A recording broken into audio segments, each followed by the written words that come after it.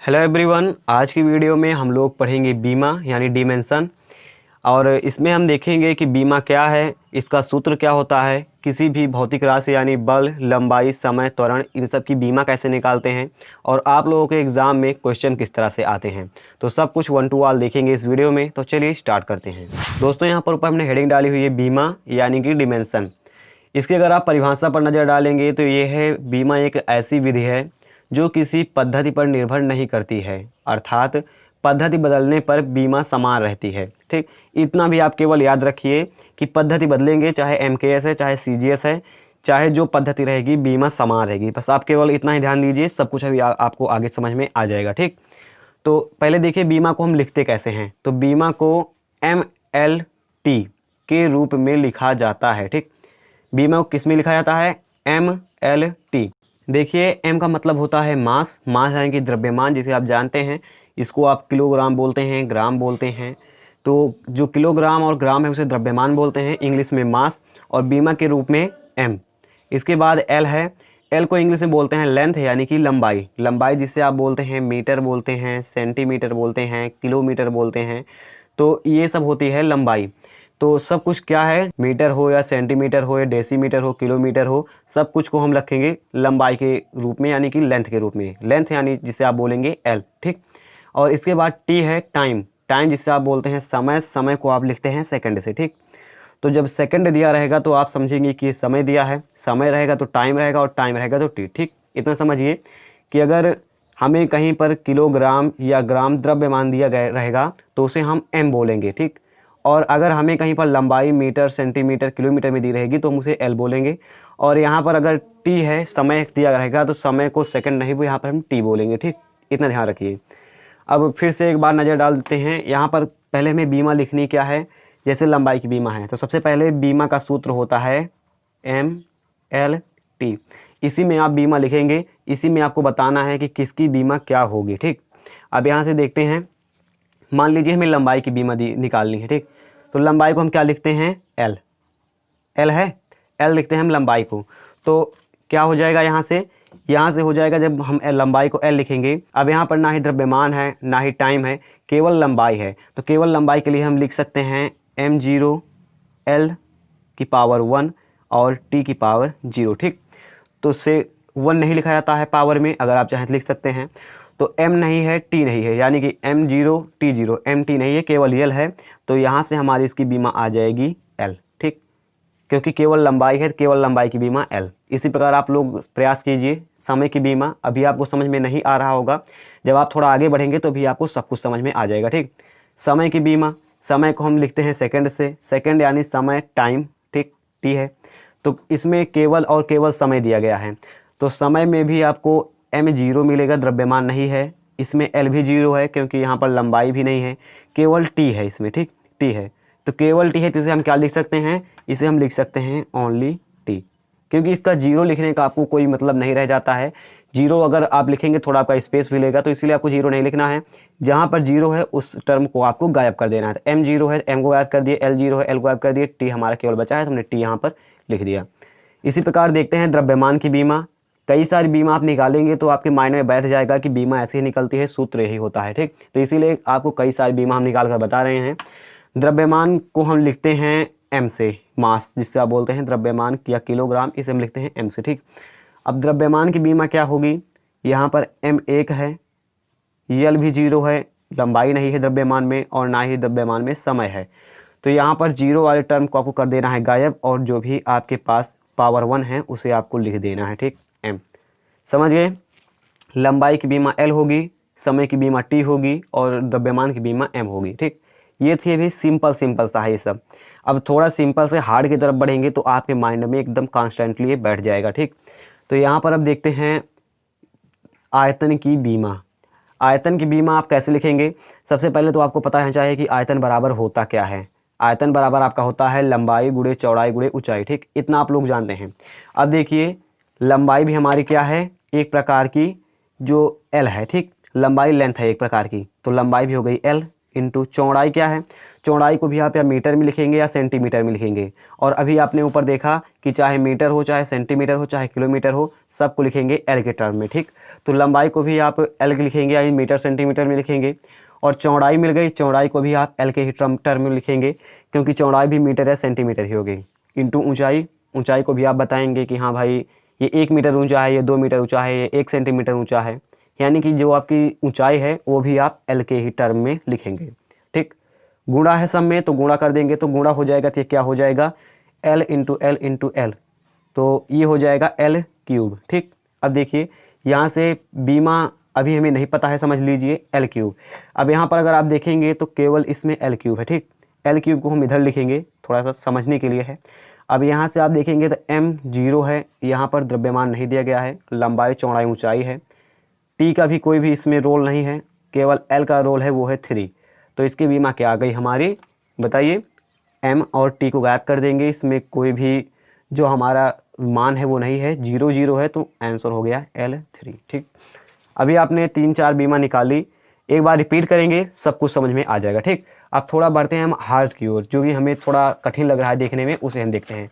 अब देखिए हम घनत्व की बीमा देखते हैं। घनत्व का इंग्लिश होता है डेंसिटी, जाने रहिए, कोई इसका रोल नहीं होता ज़्यादा। घनत्व का सबसे पहले आप लोगों को फार्मूला आना चाहिए। फार्मूला क्या है? घनत्व का फार्मूला होता है द्रव्यमान बटे आयतन। ठीक, द्रव्यमान नीचे बटे रहेगा, ऊपर द्रव्यमान, फिर बटे आयतन।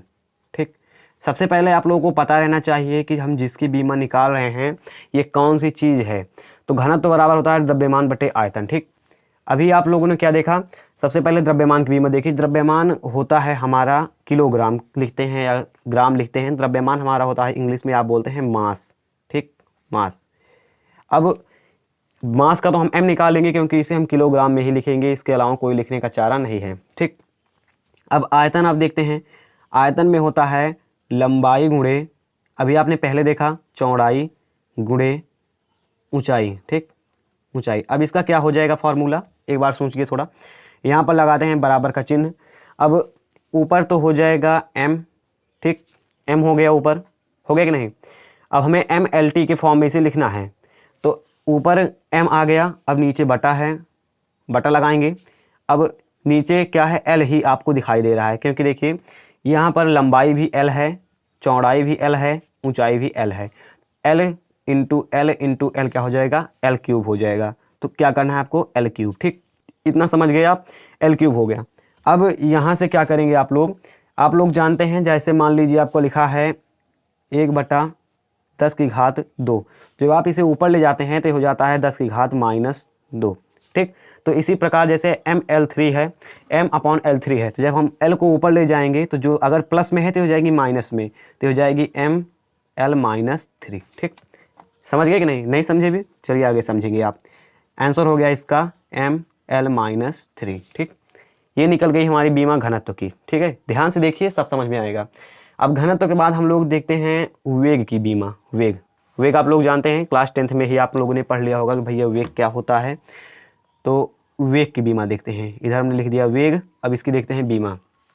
तो वेग बराबर आप लोग जानते हैं विस्थापन बटा समयांतराल। विस्थापन बटे रहेगा नीचे, बटे समय, ये हो गया समय। अब बराबर देखिए, अब यहाँ पर विस्थापन आप किससे लिखते हैं कि भैया विस्थापन यानी कि जितनी दूरी होती है, दूरी को ही हम विस्थापन बोलते हैं। तो दूरी आप किस में मापते हैं, तो दूरी आंसर है हम लोग मापते हैं L में, लंबाई में मापते हैं ना, लंबाई में तो आप मापते हैं कि किसी और में मापते हैं, मीटर में, सेंटीमीटर में, किलोमीटर में, ऐसे मापते हैं। और अभी आपने पीछे पढ़ा कि हम अगर किसी में भी मापेंगे, चाहे मीटर में मापेंगे, चाहे सेंटीमीटर में मापेंगे, चाहे किलोमीटर में मापेंगे, जो हमारा जो मेन टर्म रहेगा वो रहेगा L, यानी कि लंबाई ही रहेगा। ठीक, तो हमने इतना देख लिया कि यहाँ पर चाहे किलोमीटर में है, सेंटीमीटर में है, सब में आपका जो टर्म है L ही रहेगा। L ऊपर आ गया, नीचे क्या आ गया, T आ गया। समय को हम क्या से लिखते हैं, T से। ठीक, अब देखिए फिर से यहाँ पर हम T की पावर 1 लिख सकते हैं, 1 का कोई मान नहीं होता, आप लोग जानते ही हैं। 1 लिख दिया हमने, T की पावर 1 आ गया, क्या आ गया आंसर, L T की पावर 1। जैसे अभी आपने ऊपर किया ML-3 हो गया, ऊपर नीचे प्लस में था, ऊपर गया तो माइनस में हो गया। सेम टू सेम यही प्रोसेस है इसमें भी। अब इसमें L और अपॉन T की पावर 1 है, तो जब ये ऊपर जाएगा तो LT की पावर -1 हो जाएगा। ठीक, तो क्या हो जाएगा, LT की पावर -1, और यही आपका हो जाएगा इसमें आंसर, LT की पावर -1। आप इसे ऐसे भी लिख सकते हैं, m यहाँ पर नहीं है तो इसमें आप लिख सकते हैं m0 l t की पावर -1, ऐसे भी आप लिख सकते हैं, या l t की पावर -1 आप लिख सकते हैं, कोई भी दिक्कत नहीं है, ठीक। लेकिन ध्यान यही रहे आपको कि जो भी आपको लिखना है केवल m l और t के फॉर्म में लिखना है, इसके अलावा कोई भी इसमें शब्द नहीं आना चाहिए। यही फॉर्म होता है बीमा लिखने का। वेग का हमने निकाल लिया। अब देखिए त्वरण का बीमा कैसे निकालेंगे, ठीक। त्वरण जिसे आप बोलते हैं वेग परिवर्तन बटा समयांतराल। वेग परिवर्तन बटा समयांतराल, तो अगर देखिए वेग परिवर्तन का सूत्र होता है डेल्टा b बराबर यो b minus B dash minus B बोल सकते हैं आप, तो आएगा तो डेल्टा b यानी कि वेग ही आएगा ना, तो इसलिए हमने इधर वेग लिखा है, ठीक। अब आप इसे तोड़ सकते हैं विस्थापन बटे समय में, कोई दिक्कत नहीं है। अगर आप LT-1 इसकी जगह पर लिख देते हैं वेग की जगह पर, तब भी कोई दिक्कत नहीं है। लेकिन चलिए पहले हम इसे तोड़ देते हैं क्योंकि आपको विस्तृत समझाना है।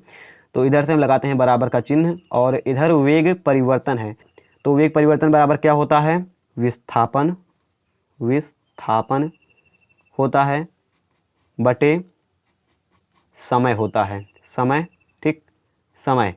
अब देखिए वेग परिवर्तन बटे समय कर दिया। अब यहाँ पर अगर आप देखेंगे तो एक बटा समय और है, यानी कि नीचे बटे के नीचे 2 समय है, तो वेग का हमने लिखा विस्थापन बटे समय, और बटे में एक समय और है, एक समय और जोड़ देंगे, ठीक। ध्यान से देखते जाइए। अब विस्थापन हमारा क्या हो गया, विस्थापन हमारा हो गया यहाँ पर L, और समय हो गया, इसको भी T लिखेंगे, इसको भी T लिखेंगे, T इंटू T, T-2, ठीक। अब देखिए L और नीचे T-2, सॉरी T+2, क्योंकि भी नीचे है, जब ये T+2 ऊपर जाएगा तो हो जाएगा LT-2, और आपका आंसर आ जाएगा LT-2 या m0 LT-2, कुछ भी आप लिख सकते हैं, कोई भी दिक्कत नहीं है। वीडियो लंबी हो रही है, अब केवल और केवल एक बीमा बची है, उसे हम निकाल लेते हैं जिससे आपको समझ में आ जाएगा। जो कि अभी बची है बीमा वो है बल की, इम्पॉर्टेंट बीमा है, और ध्यान दिए रहना, बहुत ही ये सब पूछी जाती हैं, कोई किसी को भी आप कमज़ोर मत समझना, ठीक है। बल की बीमा क्या होती है, बल बराबर आप लोग जानते हैं F बराबर m इंटू ए होता है, ठीक। द्रव्यमान गुणे त्वरण, समझ रहे हैं, त्वरण। तो इधर हम द्रव्यमान की बीमा लिखेंगे, द्रव्यमान की बीमा होता है m इंटू त्वरण की बीमा भी आपने ऊपर जस्ट निकाला, यह है त्वरण की बीमा LT-2, ये देखिए LT-2 इंटू LT-2 क्या हो गया m, अब यहाँ पर पॉइंट है, पॉइंट लगा सकते हैं। अब जब दोनों को आप एक में करेंगे तो ये हो जाएगा MLT-2। ध्यान रहे, इसमें हमने क्या किया, ऐसे आप कर सकते हैं इसे m और l ऐसे, तो एक में जब रहेगा तो MLT-2 तो बराबर हो गया MLT-2। अभी आपने किसकी बीमा निकाली, देखिए समय की निकाली, द्रव्यमान की निकाली, आयतन की निकाली, और इसके बाद इधर अगर आप देखेंगे तो घनत्व की निकाली, वेग की निकाली, त्वरण की निकाली और बल की निकाली। इतनी बीमा है। कुछ हम आपको दे रहे हैं बीमा जिन्हें आपको निकाल कर बताना है, ठीक। अगर तीनों अगर आपको बीमा आ गई, कमेंट अगर आपने कर दिया, समझ लीजिए आपने बीमा ख़त्म कर दी है। बस आपके इसके भी आगे कुछ प्रयोग हैं जिसे हम आपको अभी अगली वीडियो में बताकर समझाएंगे। तो अगर वीडियो देखना चाहते हैं चैनल को भी सब्सक्राइब कर लेना, और वीडियो कैसी लगे आपको वीडियो को कमेंट करके बता देना, ठीक। तो मैं मिलूंगा आपको ऐसे किसी नेक्स्ट वीडियो में, तब तक के लिए take care and bye bye.